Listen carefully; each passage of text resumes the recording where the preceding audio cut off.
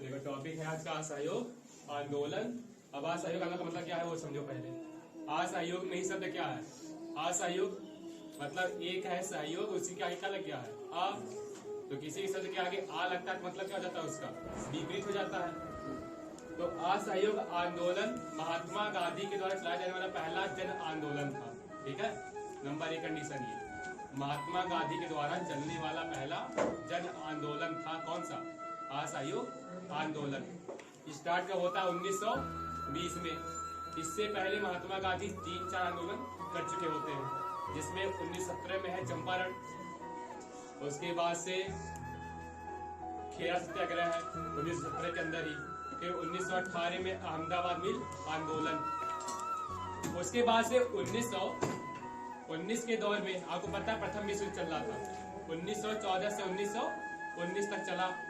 अब उस विश्व युद्ध के अंदर में अंग्रेजों ने यह कहा इंडिया के नेताओं से कि आप अपने यहाँ के जो लोग हैं उनसे कहिए कि हमारा क्या करें, समर्थन करें और युद्ध में हमारी मदद करें। बात ये हुई थी कि युद्ध जीतने के बाद हम आपको क्या कर देंगे, स्वराज दे देंगे। तो लोग मान गए, नेता मान गए, कहे ठीक है। उसके बाद से इंडिया के सैनिक युद्ध में गए और अंग्रेज जो बात है मेन जो युद्ध को जीत पाए पहला विश्व युद्ध, उसमें बहुत बड़ा योगदान किसका था? भारत के सैनिकों का। लेकिन 1919 का युद्ध समाप्त होने के बाद, प्रथम विश्व युद्ध समाप्त होने के बाद अंग्रेजों ने जो अपने वायदे किए थे उसको निभाए नहीं।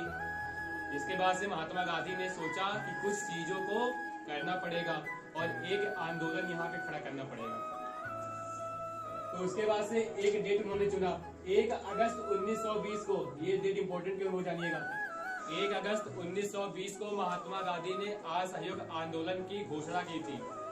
स्टार्ट नहीं हुआ था, क्या हुई थी, खाली घोषणा हुई थी।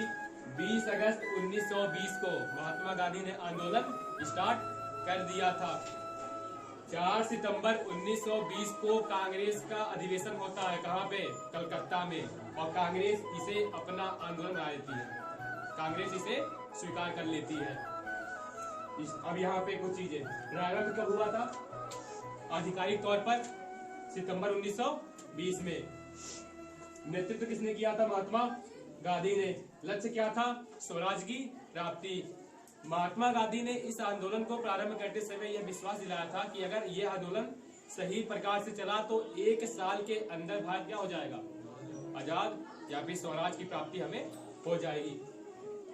उद्देश्य क्या था आंदोलन में? करना क्या था आंदोलन में? यह करना था कि अंग्रेजी सरकार के साथ सहयोग ना करके कार्रवाई में बाधा उपस्थित करना था।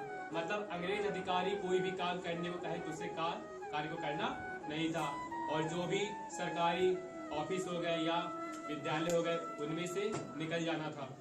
मतलब किसी भी प्रकार से अंग्रेजों का सहयोग नहीं करना था, क्योंकि कुल मिला की बात ये थी कि अंग्रेज कम थे लेकिन ज्यादा लोग कहाँ के थे? अपने ही देश के। लेकिन अंग्रेज अपने देश के लोग का उपयोग करके अपना शासन चला रहे थे। तो अगर उनकी बात मानी ही ना जाए तो स्वराज आसानी से मिल सकता था। अच्छा, उस समय तत्कालीन वायसराय कौन थे? Lord Chelmsford. प्रमुख कारण आता है, तो प्रमुख कारण में 2 कारण थे। पहला था रॉलेट एक्ट और दूसरा था जलियांवाला बाग हत्याकांड। आंदोलन वापस क्यों हुआ, किस घटना की वजह से? तो घटना होती है चौरी चौरा कांड। डेट इसका किताबों में लिखा होगा 5 फरवरी 1922। अब बदल गया है, नया डेट क्या है? 4 फरवरी 1922। उत्तर प्रदेश के गोरखपुर जिले के अंदर स्थान स्थित है। और तत्कालीन उस समय उत्तर प्रदेश नहीं था, उस समय क्या नाम था उत्तर प्रदेश का? संयुक्त प्रांत नाम था। ठीक है। आंदोलन वापस कब हुआ? 12 फरवरी 1922 को, गांधी जी के कहने पे। आगे आओ। असहयोग आंदोलन के कारण, पहला कारण क्या? प्रथम विश्व युद्ध। तो प्रथम विश्व युद्ध में क्या हुआ था? अंग्रेजों ने कहा था कि आप हमारी मदद कीजिए और हम क्या करेंगे, आपको स्वराज दे देंगे। लेकिन युद्ध समाप्त होने के बाद अंग्रेजों ने अपनी ये बात नहीं मानी और ये अपना वादा पूरा नहीं किया। इससे भारत की जनता में क्या था? असंतोष था। दूसरा वजह रॉलेट एक्ट। 18 मार्च 1919 को सर सिडनी रॉलेट की अध्यक्षता में एक नया बिल पास हुआ। उसी बिल का नाम क्या है? Rowlatt act. अच्छा, इसमें था क्या? इस एक्ट में या इस कानून में अंग्रेजों को यह अधिकार था कि वो किसी को भी शक के आधार पर गिरफ्तार कर सकते हैं। इसीलिए मोतीलाल नेहरू ने कहा था कि रॉयट एक्ट एक ऐसा कानून है जिसमें ना अपील है, ना वकील है, ना दलील है। एक मतलब कि किसी को भी मात्र शक के आधार पर बिना किसी सबूत के अंग्रेज चाहे तो 2 साल तक जेल में रख सकते थे। अगला खिलाफत आंदोलन। खिलाफत आंदोलन में प्रथम विश्व युद्ध के दौरान अंग्रेजों ने जो तुर्की के खलीफा थे, जो मुसलमानों के सबसे बड़े धार्मिक गुरु होते हैं, उनके पद को क्या किया था? समाप्त कर दिया था। अंग्रेजों ने वापस से वादा किया था कि युद्ध समाप्त होने के बाद हम उस स्थिति को यथासंभव बना देंगे, लेकिन उन्होंने अपने भी इस वादे को पूरा नहीं किया। तो मुसलमानों में असंतोष का क्या बना? कारण बना। अगला जलियांवाला बाग हत्याकांड, ये सबको पता है। 13 अप्रैल 1919 को कौन सा जलियांवाला बाग हत्याकांड होता है? भीड़ कहाँ इकट्ठा हुई थी? अमृतसर में। बाग का नाम क्या था? जलियांवाला। 2 नेता थे उस समय के, डॉक्टर सैफुद्दीन किचलू और एक लाला हरदयाल। इनकी गिरफ्तारी के विरोध में वहां के जो लोग थे वो इकट्ठा हुए थे। उसी समय वहां पे अंग्रेज अधिकारी कौन था? General Dyer.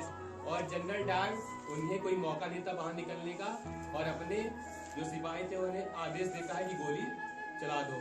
अच्छा, इस हत्याकांड में 1000 से ज्यादा लोग मारे गए और 2000 से ज्यादा लोग घायल हुए, और एक ये प्रमुख कारण बना उस समय के असहयोग आंदोलन का। अगला है हंटर कमेटी का अन्यायपूर्ण रिपोर्ट। जलियांवाला बाग हत्याकांड के बाद एक अंग्रेज अधिकारी जिसका नाम क्या था? हंटर, इसकी अध्यक्षता में एक कमेटी बनी कि आप इस पे रिपोर्ट देंगे। तो इस रिपोर्ट में क्या किया गया? डायर को छोड़ दिया गया, उसे एक कर्तव्यनिष्ठ अधिकारी बताया गया। तो इस अन्यायपूर्ण रिपोर्ट की वजह से भी क्या हुआ? लोगों में गुस्सा उपजा, और इस कमेटी की रिपोर्ट के बाद महात्मा गांधी ने अंग्रेजों के द्वारा दी गई अपनी केसरे हिंद की जो उपाधि थी उसे वापस कर दिया। युद्धोत्तर भारत में असंतोष। युद्ध काल में सबसे बड़ी चीज क्या चाहिए होती है? पूंजी, पैसा। तो अंग्रेज अधिकारी क्या करते थे? लगातार भारत की चीजों का शोषण कर रहे थे। यहाँ का पैसा कहाँ जाएगा? सब ब्रिटेन के अंदर में। और युद्ध में भी ज्यादा लोग कहाँ के इस्तेमाल हो रहे थे? भारत के। तो हर तरीके से भारत में क्या था? असंतोष था। फिर युद्ध काल में भर्ती और फिर छटनी।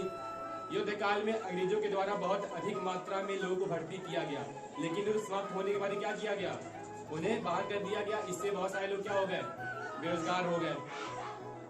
फिर इस आंदोलन के प्रमुख नेता जो नेता इस आंदोलन से निकल के आए, जिनके बारे में लोगों को पता चला, सबसे पहले राजेंद्र प्रसाद, उसके बाद है फिर सुभाष चंद्र बोस, यमन रॉय, सरदार पटेल, जितेंद्र लाल बनर्जी, मौलाना मोहम्मद अली और लाला लाजपत राय।